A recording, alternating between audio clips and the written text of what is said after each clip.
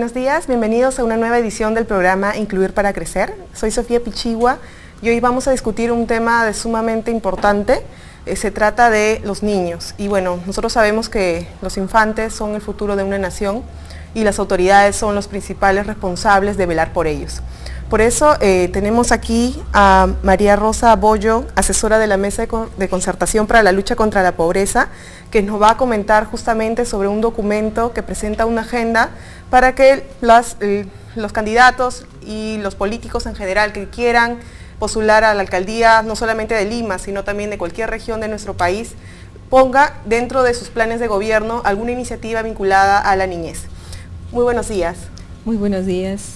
Sí, en realidad muchas gracias por el espacio y poder transmitir esta preocupación de un colectivo denominado Todos con la Infancia, Vota por la Niñez Ahora. Este colectivo está conformado por 50 instituciones de diversa naturaleza, desde instituciones de la cooperación, como UNICEF, que está especializada en atención a la infancia, redes sociales, redes que agrupan a muchas instituciones, ONGs, y que nos hemos articulado. La Mesa de Concertación para la Lucha contra la Pobreza coordina este colectivo y nos hemos articulado desde hace bastantes años para impulsar en la agenda pública y particularmente en las políticas públicas la atención prioritaria a la infancia y a la adolescencia. Y en esta ocasión efectivamente ha habido un trabajo bastante riguroso y de bastante movilización para que en este proceso electoral, tanto el proceso electoral en las regiones y en los gobiernos locales, como en el año que viene en el proceso electoral a nivel nacional, se pueda ir incorporando con mayor fuerza, con mayor responsabilidad, las prioridades de atención a la infancia y a la adolescencia. Este colectivo ha venido desarrollando una campaña denominada Buen Trato para la Niñez desde el año 2013 y durante todo el año 2014 para poner atención de las autoridades y de la sociedad civil en estos temas prioritarios de atención a la infancia. Yo lo que quisiera hacer es mostrar, en primer lugar, por qué es importante y por qué sostenemos nosotros que es importante atender que las políticas públicas atiendan esas necesidades, los derechos de los niños. Y por qué no debe tener un lugar relegado en nuestra preocupación, en nuestros planes de gobierno, en nuestras apuestas políticas. En primer lugar, porque los niños, aunque sean niños, son sujetos de derechos. Tienen derechos como cualquier persona adulta, como cualquier persona que puede gritar, que puede movilizarse en las calles. Pero justamente todos nos tenemos que preocupar de los derechos de los niños porque los niños están en una situación de indefensión, tienen menos fuerza para reclamar sus derechos. Y una segunda razón es porque, como tú bien decías, los niños, el que el niño desarrolle sus capacidades de ser un buen ciudadano, de ser una persona que trabaja, que rinde, que se preocupa por los demás, depende de cómo atendemos el desarrollo de esas capacidades cuando son niños. Y eso hace nuestro país, eso hace las posibilidades de nuestro país de desarrollo y de buen desempeño de todos sus habitantes. Y en la lucha contra la pobreza, que es un tema particularmente que ve la Mesa de Concertación, en la lucha contra la pobreza, si nosotros atendemos desde la concepción y el nacimiento a los niños, estamos evitando que los niños pierdan capacidades y que transmitan de padres a hijos que se transmita la pobreza. Una de las mejores maneras de luchar contra la pobreza en el país es atendiendo prioritariamente que los niños no pierdan capacidades y sean respetados sus derechos. Bueno, con esta reflexión en la base, este colectivo ha priorizado 8 temas claves para la atención a los niños que queremos que todos los candidatos a los gobiernos regionales y al gobierno local, todos ellos los incorporen en sus prioridades, ¿no? Y voy a explicar muy brevemente estas 8 prioridades de atención a los niños. En primer lugar, la identidad, el registro de identidad.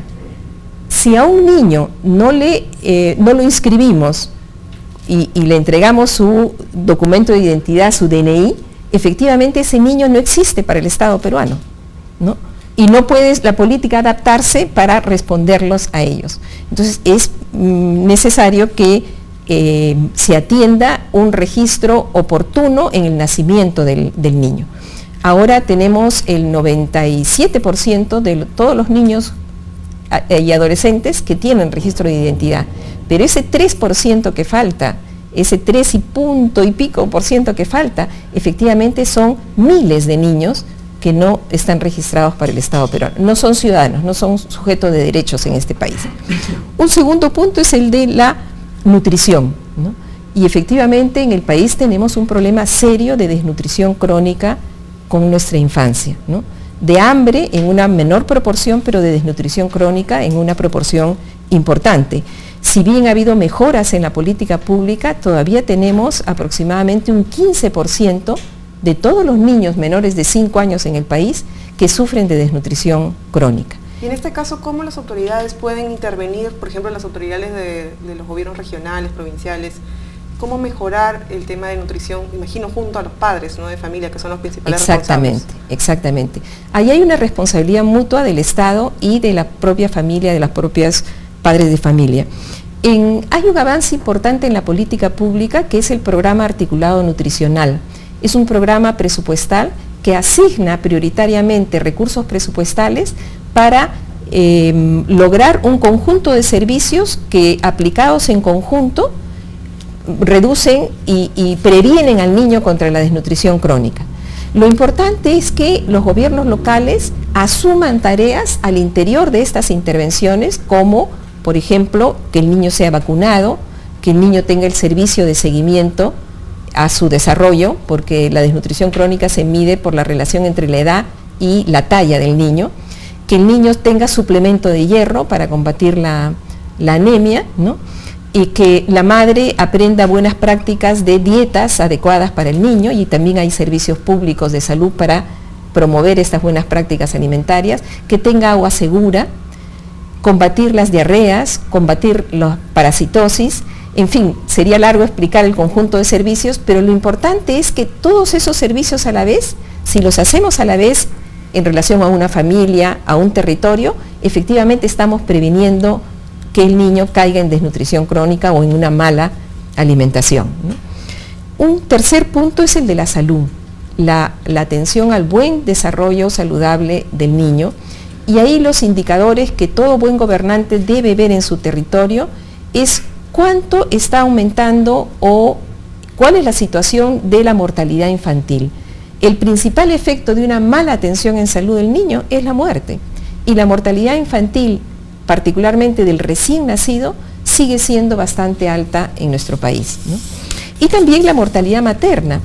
Normalmente está asociada a la mortalidad infantil porque un niño en que la madre muere entra en una situación de riesgo muchísimo mayor en términos de atención, ¿no? Pero también el atender el buen desarrollo del niño, la prevención de enfermedades, la atención a discapacidades posibles del niño, también están planteados en un conjunto de servicios priorizados. En cuarto lugar, el tema de la educación. En la educación, nosotros tenemos cubiertas la educación primaria a un nivel del 90 y tantos % de los niños, pero en la educación inicial, para los niños de 3 a 5 años, efectivamente todavía nuestra cobertura es bastante deficiente. Tenemos aproximadamente un 78%, 75% de los niños de 3 a 5 años que acceden a educación inicial. Ese 22%, 23% que falta son miles y miles de niños en el país que hay que ver de atenderlos. Pero no solamente es la cobertura, también es los adecuados aprendizajes, que los niños logren aprendizajes adecuados para desempeñarse en la vida. Y cuando, eso lo sabemos muchos, antes no se conocía mucho, pero ahora se conoce más, el conocimiento en matemáticas y en lenguaje, que son los dos aprendizajes que se están midiendo ahora en el país, son muy deficientes para nuestra niñez y nuestra adolescencia, ¿no? En matemáticas estamos bordeando el 15% de los niños que tienen los conocimientos suficientes en matemáticas. Imagínense, tenemos un 85% de nuestros niños que no logran aprendizajes adecuados, ¿no? Y en comunicación estamos mejor, estamos bordeando un 30%, pero tenemos un 70%, la mayoría de nuestros niños no adquieren los conocimientos en lenguaje y capacidad de lectura adecuados.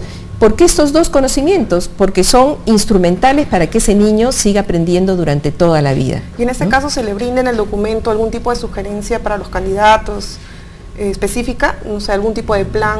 Sí, hay algunas prioridades específicas, por ejemplo, para lograr buenos aprendizajes.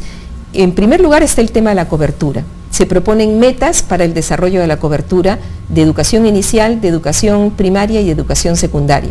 Pero también se proponen metas en términos de procesos adecuados de aprendizaje. Y ahí se ha puesto importancia en los materiales educativos, en la capacitación de los docentes y en el acompañamiento pedagógico a los docentes en el aula. Pueden haber muchos servicios más, pero se están priorizando determinados servicios que todavía tienen una deficiencia muy grande en nuestra política pública para que tengan como resultados aprendizajes adecuados, ¿no? Señalo rápidamente los otros 4. Protección de la infancia frente a la violencia, ¿no? Ese tema tan fuerte que tiene quizás su principal albergue en el propio hogar del infante, ¿no? Del niño, del adolescente, pero también la escuela como un espacio de recibir violencia por parte del niño, y nosotros también recientemente los medios de comunicación felizmente están tomando en la agenda este tema del bullying, ¿no?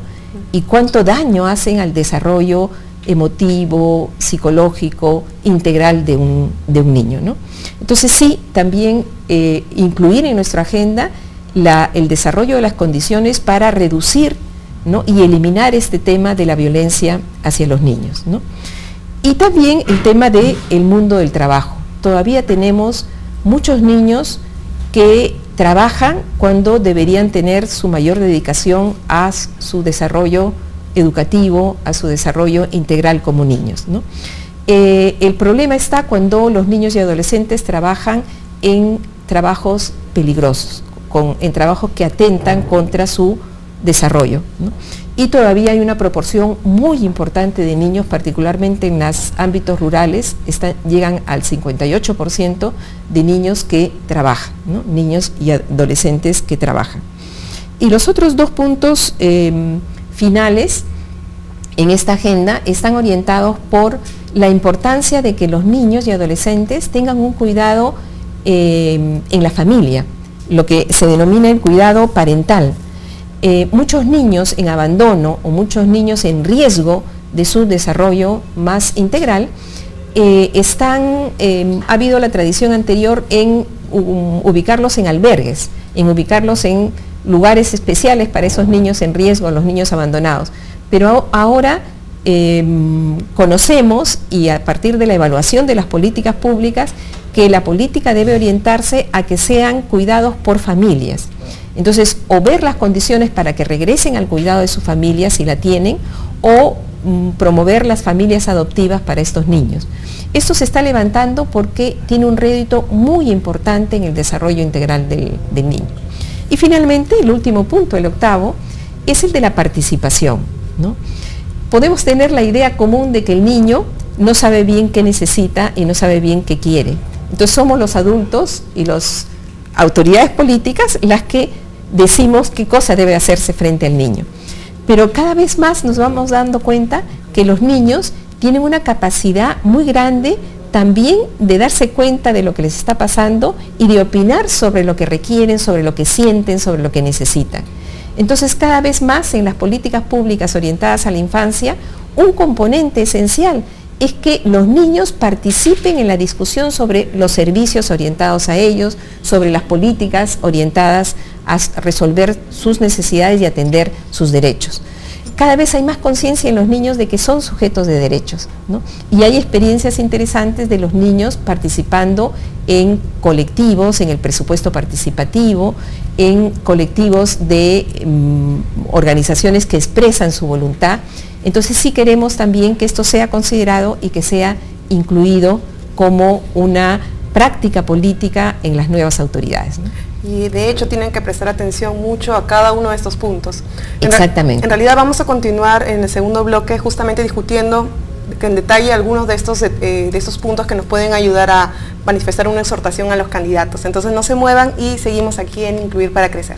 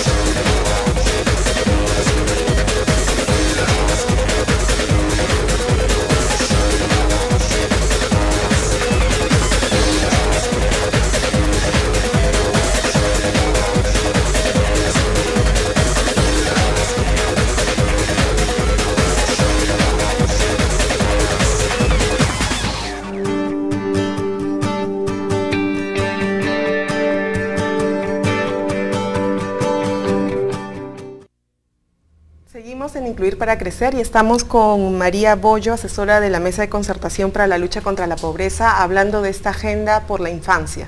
Y justamente es una exhortación del colectivo para que los candidatos de Lima y a nivel nacional tengan una participación amplia sobre el contenido de sus planes de gobierno vinculados a la infancia. Y bueno, estábamos hablando de todos los puntos vinculados a esta agenda de la infancia y uno de ellos, el último justamente que mencionaste, fue el de la participación. Bueno, en realidad algunas municipalidades ya están poniendo en marcha algo de esta iniciativa y, por ejemplo, hacen encuestas para que los niños manifiesten sus preocupaciones, para que propongan diversos temas que les interesa a ellos. ¿Qué se debe hacer en otras instancias también? Sí, mira, a nivel de los gobiernos locales, los gobiernos municipales, no hay una responsabilidad directa de organizar los servicios de salud, los servicios de educación. Ustedes saben que depende del gobierno regional, pero sí es muy importante que ellos incluyan algunas de las actividades que están bajo su responsabilidad y que van a ayudar a que esos servicios funcionen bien, los de salud, los de educación en este caso. Pero también hay otras responsabilidades que dependen de ellos. En el caso del registro de identidad y en el caso de que cada municipio, cada alcalde conozca dónde están, quiénes son, cuántos son los niños de su localidad, ¿no? Para eso el Ministerio de Salud está, y todo el sector salud, está construyendo lo que se llama el padrón nominado, que es un padrón de todos los niños que existen en el territorio, su nombre y su DNI, verificado por RENIEC, y que no siempre coincide con el censo que se ha hecho y que se hace cada no sé cuántos años, ¿no es cierto? Entonces, ese instrumento del padrón nominado le sirve al municipio para saber cuántos niños tienes, dónde están y en qué situación están, e irlos renovando cada año. Esa es una labor del gobierno local, ¿no? Impulsar y movilizar a todas las familias al coordinar con salud para que ese padrón nominado se complete de los niños. Hasta ahora se ha avanzado de los niños de 1 año, 2 años, se complete hasta los niños de 5 años, ¿no? Es una tarea muy, muy concreta, pero importantísima para poder responder a la situación de cada niño en el territorio. Otra tarea importante del municipio es, por ejemplo, ayudar a la vigilancia de la asistencia de los profesores al colegio. No depende de ellos el servicio de la escuela, porque depende del gobierno regional, de la dirección regional, pero ellos sí pueden asumir la tarea de vigilancia para ver si los profesores están yendo todos los días a clases. Uno de los principales problemas para los aprendizajes de los niños es que muchas veces los profesores, sobre todo en las áreas rurales, no asisten ni al 50% de las horas lectivas que deberían dar con los niños, ¿no? Entonces, se requiere una coordinación permanente del gobierno local con el gobierno regional y con la organización de esos servicios para que esos servicios marchen bien. Pero hay responsabilidades que dependen del gobierno local, por ejemplo, los temas de agua y saneamiento. Y que justamente el gobierno local ponga prioridad en su territorio para que haya un sistema de agua y saneamiento donde la desnutrición crónica es mayor. Uno de los factores importantísimos para que el niño se desnutra es que no consumen agua segura, no consumen agua potable. Eso les da diarreas, la diarrea los desnutre permanentemente y terminan no desarrollándose capazmente en términos de su desarrollo biológico y humano.